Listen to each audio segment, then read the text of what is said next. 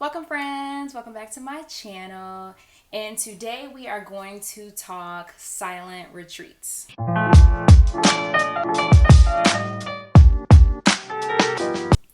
So last month I actually took myself on a silent retreat and it was DIY. So I didn't go to an official place or facility. I made my own and I am here to share the story. So I got the idea for a silent retreat from one of my friends, and she went on a silent retreat. And when she told me about the retreat and the idea of being in complete silence with limited interaction with people for at least 7 days, I was just kind of like, okay, this sounds challenging, but I want to do it. And so I started like kind of doing my own real research on that, and I wanted to do it last year. Was it last year? I don't know. I think it was last year that I wanted to do it, and then I saw the prices and I was like, yeah. So silent retreats, the prices that I came across were about 1,000 starting to like 1,500. And I'm gonna be honest, it's like, well, some of them have yoga sessions built into it. Some of them have like discussion sessions, which is cool, but like it's a silent retreat. So like, what exactly am I paying for? And I just really wasn't about to pay that much money quite yet. You know, I don't got it like that where I can drop a stack on a retreat quite yet. And maybe in the future when I do have it, I wouldn't mind paying that. But at this time, I really wasn't about that life.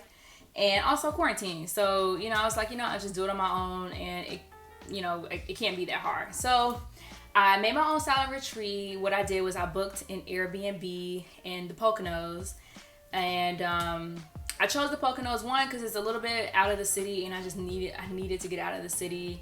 And two, it's like a really nice area it's very different from Philly. It's quiet. I mean, they have resorts and skiing and water parks and stuff like that there. But for the most part, it's like very woodsy, a very mountainous area. So I chose the Poconos. So how I prepared for the trip. So what I did to prepare for the trip is I made sure to prep my meals. So I cooked what I needed or what I was going to eat before going. And I will say I cooked foods that I normally eat.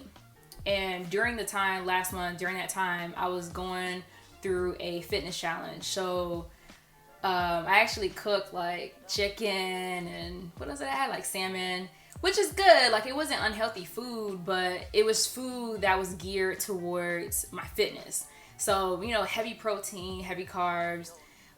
It wasn't the lightest of foods. And the research that I did before the trip is I saw that it's recommended to eat pretty light, like vegan if you can, but eat light, because the thing is your body expends a lot of energy digesting food. So you don't want to be eating like, sugar and all the extra stuff that's going to take away from your body's ability to like go inward. But I didn't actually read that until the last minute. So I was like, well, I can't like mess up my game, so I just kept the food that I cooked. But I also prepped before I went places that I wanted to hike. That's another reason why I chose the Poconos, because the Poconos, there are like a lot of hiking trails and like falls, and I really wanted to just kind of get out into nature as well as meditate. So I wanted to choose a place that had those available. So I definitely picked the different trails that I wanted to go to before I went. And another thing about hiking, I'm pretty new to hiking. Like honestly, I never really liked going outside before quarantine. I'm not even gonna lie. I wasn't an outside person at all. But quarantine happened, and now I found myself finding peace and solace in nature. And so I've been hiking a bit in Philadelphia. So I wanted to kind of do the same thing here that I wanted to do in the Poconos. So I picked trails that I wanted to go to before I went. One, because from doing my research, there are difficulty levels of trails. Like you can actually have like a difficult trail, which is more so for an experienced hiker. And I'm not an experienced hiker. Like I don't have hiking shoes. You know, I don't have a stick. So I wanted to make sure I knew what I was getting into before I got there. And also wanted to make sure that I didn't spend too much time on my phone looking for places before I went, because I wanted to, once I got there, like be completely off my phone, period. I also made sure to tell my family and friends that I was going on a silent retreat. Do not expect me. Do not call me.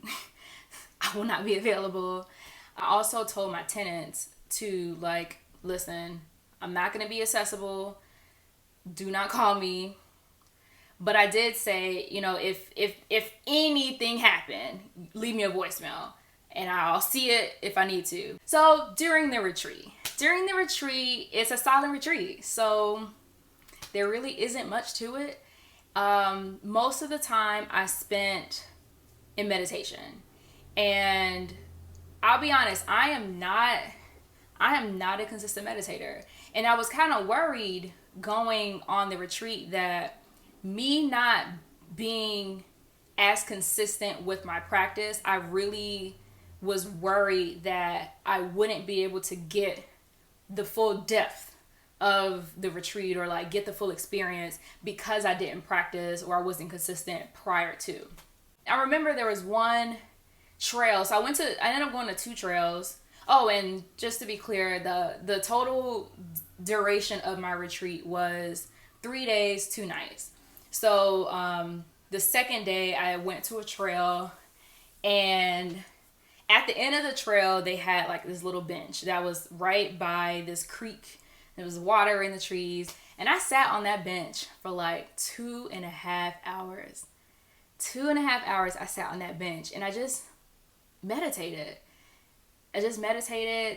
Just felt the energy around me, allowed the energy, I welcomed the energy into me, and it was really, really beautiful. So another thing that I did during the retreat is I also journaled. With journaling though, I read that you don't want to journal too much. Like you don't want to get into the habit of journaling for the sake of journaling. Because if you think about it, when you're on a retreat like that and you have nothing to take you away, nothing to distract you, like there's no music, there's no books, there's no TV, there's no like phone, like there's no social media, like you're literally by yourself, with yourself. I feel like you can easily use journaling as kind of a distraction too, because next thing you know, like you're writing a novel, and I didn't want to use journaling as a crutch. So I limited my journaling to just writing down some of the things that I observed during the retreat, like some of the thoughts that I observed, especially some of the repetitive thoughts that I observed. So yeah, I didn't want to journal too much. So another thing that I did on the retreat was I did work out and I did do yoga. So again, during that time that I went on the retreat, I was doing my fitness challenge, and I was like, I can't lose these gains. But that, and also because I look at working out as an act of meditation. And, meditation, what I've grown to know is that meditation can look a lot of different ways. Like, it doesn't always have to be you sitting on the ground, in a pose with incense and a pill. Like, it doesn't always have to look like that, and that's great, but it doesn't always have to be like that. Meditation is simply just a time where you focus on something, whether you're focusing on your breath or you're focusing on a particular, like, object, like a flame, like a candle flame, or just focusing on being mindful. All right, so as far as what I observed or some of the benefits of a silent retreat. So a silent retreat, it gives you an opportunity to really do the deep work, like do the work and go deeper into yourself without the distraction. Like, we are so distracted.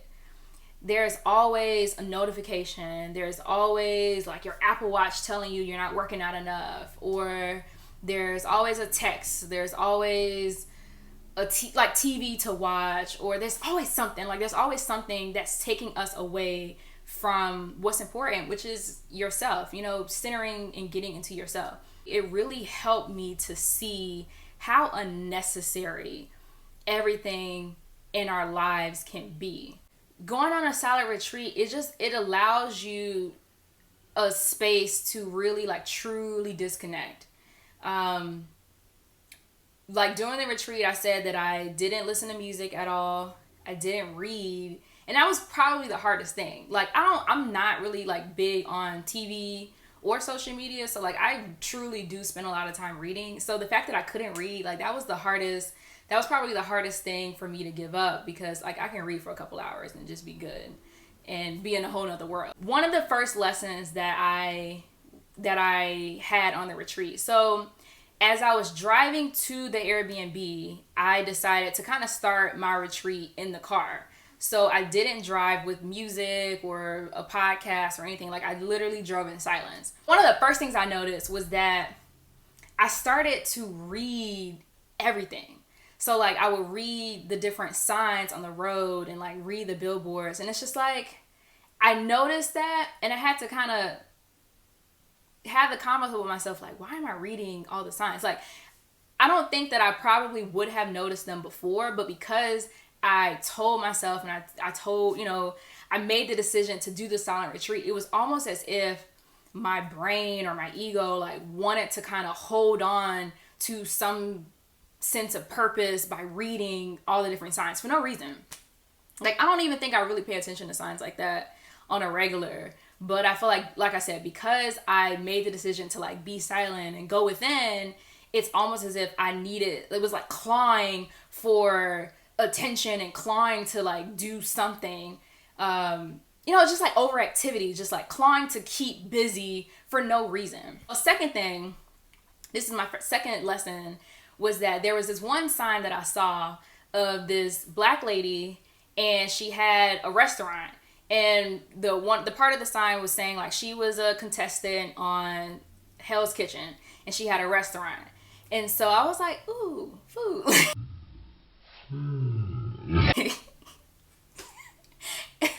And I broke my number one rule. I got on my phone and I started to look up to see what this restaurant was, because trying to decide if I wanted to go and support this black owned business. When I got to the Airbnb, I looked it up some more to see, okay, so what kind of food does she have? Is this something that I want to get? Maybe on my way back, maybe when the trip is done and I'm on my way back to Philly, do I want to get some food?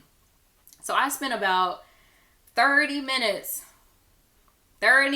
like looking through the menu and figuring out like, do I really want to get this food? Eventually, I was like, you know what? Nah. But by the time I actually made this decision, again, I had already spent 30 minutes on the phone. And so like, I journaled about that. I was like, see, this is what you get for not sticking to the plan.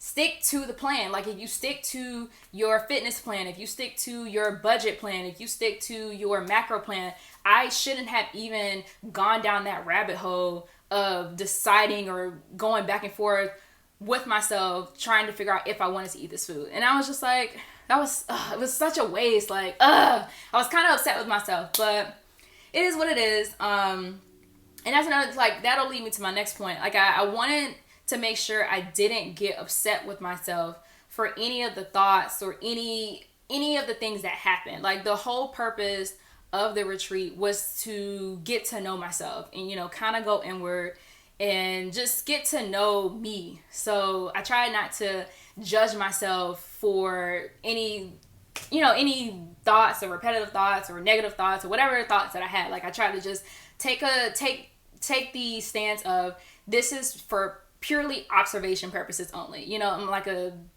teacher observing a pupil. You know, I'm not trying to judge what I'm thinking about. So one of the first things I noticed, one of the first like repetitive thoughts or observations that I noticed was that once I started the retreat, like I stopped looking up food stuff, and I was like officially at the retreat. All right, we're done. We're done with everything, and now I'm on my silent retreat. Once I had got to that point, one of the first things I noticed was that I have a tendency to replay conversations in my head. And these could be conversations with people that I haven't seen in years. And what was interesting was like, these weren't even conversations where I was thinking about something I could have said differently or thinking about like a comeback. Like, it wasn't even all that. It was just more or less, I guess, I don't want to say boredom, because I wasn't bored, but I think it was like my ego trying to fill the void of silence with overactivity. So I kept, these random conversations just kept coming in, and I would like replay them in my head for no real reason. For no reason at all. And I just thought that was interesting. All right, so the next thing that I noticed was, or one of the things that I noticed that I kept thinking about was social media. I kept thinking about different ways I could post something, or if I posted this, what would my caption be? Or I don't know, it was really, really weird. And it's really interesting because I am not a big social media person at all. Like, I don't have a Twitter. I'm barely on Facebook. I barely post on Instagram. Like, I'm one of those weird people that has a Finsta. And I'm actually on my Finsta more than I am, like, my actual Instagram. So, yeah, like, I'm not a big social media person. So, it was just really, really interesting how my mind kept going back to how could I present this on social media. And I think, you know what? Now that I'm saying it out loud, I actually feel like me thinking about social media was also my ego trying to make itself relevant again. See, notifications.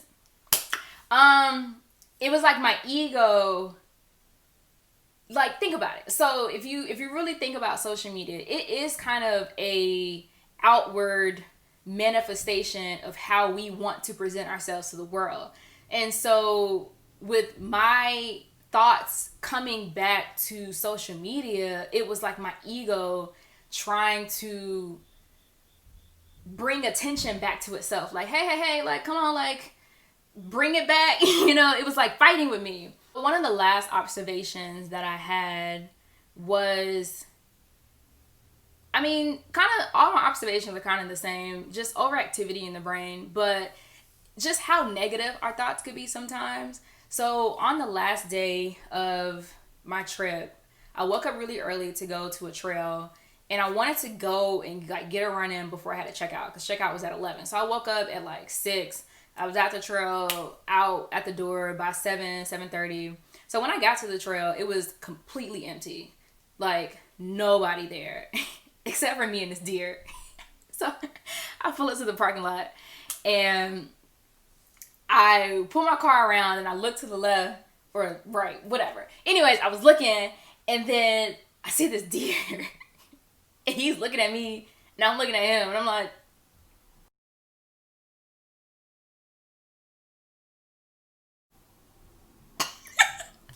just me and you, bruh. Just me and you.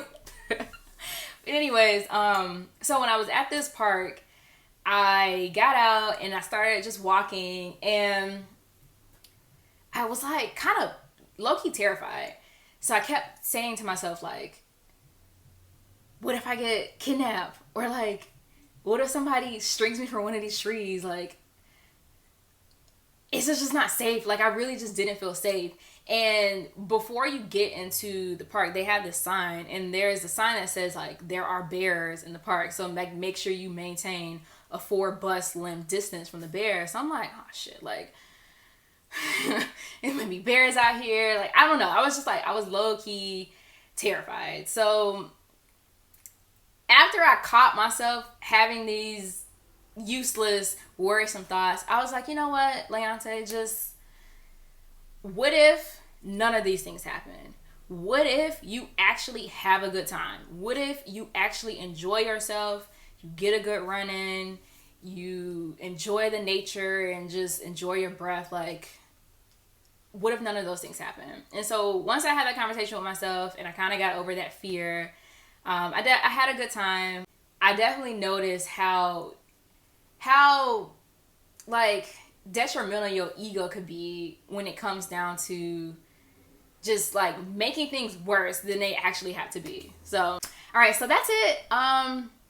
As far as my observations, and I guess the benefits speak for themselves. Like, when I came back from the retreat, like, I was completely zen out. Like, I was so I felt at peace. I didn't let little things bother me anymore. It was a nice break from the city, because the minute I came back to Philly, like, it was just so Philly. Like, people were all on the street doing stuff, and it was loud music and all of whatever. And I was just like, you know what? It's fine. It's okay.